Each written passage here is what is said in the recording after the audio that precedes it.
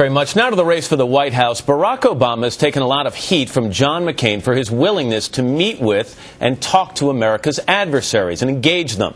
Now a former presidential rival, fellow Democratic Senator Joseph Biden, is coming to Obama's defense today with an op-ed piece in the Wall Street Journal. Senator, good morning. Nice to see you.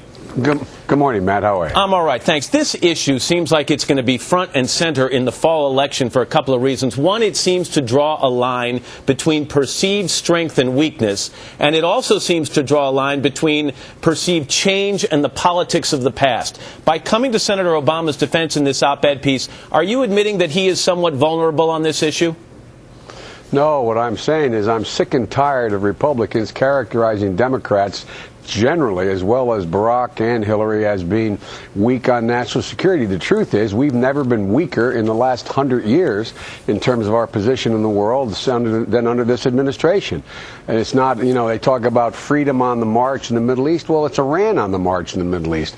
I've never seen this time in the 7 presidents I've been with when America's been less respected around the world and has less leverage. And the idea that we sit there and let this president and my friend John McCain characterize us as weak is just preposterous. And your friend Joe Lieberman, by the way, in an op-ed piece the day before in the Wall Street Journal, I think you're referring to some of that, he took on Obama for this idea of engaging with rogue leaders, but he was using it as a way to define an even bigger issue. And his argument, basically, Senator, is that the Democratic Party itself, somewhere in the late 1960s, became weak on national security, at least perceived to be weak. We started to see a party that was wringing its hands and blaming America for what was wrong in the world. Now, as we look at the upcoming election, particularly between a war hero and Barack Obama, do you think that's going to be a major problem for Democrats?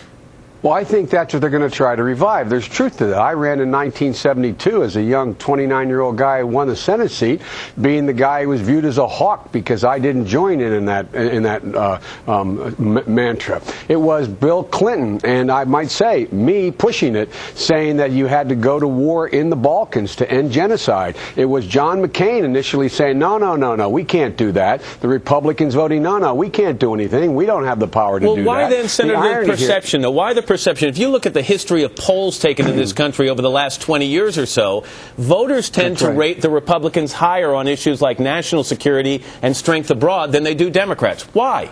No, I know they do, Matt, and that's why we got to fight back. I was in the Gore campaign and as well as the Kerry campaign. I argued that we should not respond to this. This should be an affirmative push for us. If I can make an analogy, Matt, you may remember in the 1970s and 80s, Democrats were viewed as weak on crime. I spent 6 years as chairman of the Judiciary Committee trying to convince the Democrats otherwise. We passed a massive crime bill. The Clinton crime bill passed in 1994. I wrote that bill. And what happened after that? No Democrats being run at against for being weak on crime because we stepped up and we laid out the facts. We should not back away. 20% of our party, Matt, really is anti-war almost under any circumstance, just like 20% of the Republican Party is probably ready to go to war on any circumstance. Speaking of not backing away, you're one of the last undeclared super delegates. When are you ready to, I guess your defense of Obama would seem to indicate you're now supporting him. Would you back him? No, yes, I would back him, but I spoke to Hillary and Barack again yesterday. I speak to them frequently.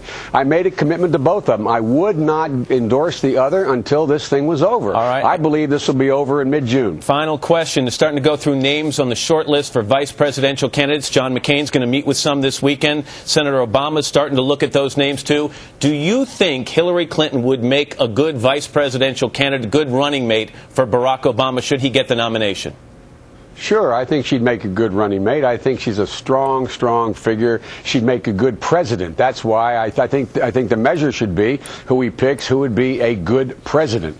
And I think she'd be a good president. Senator Joe Biden. Senator, nice to see you on a Friday morning. Have a good weekend, okay? Good seeing you, Matt. You have a great weekend, too. Thanks very much.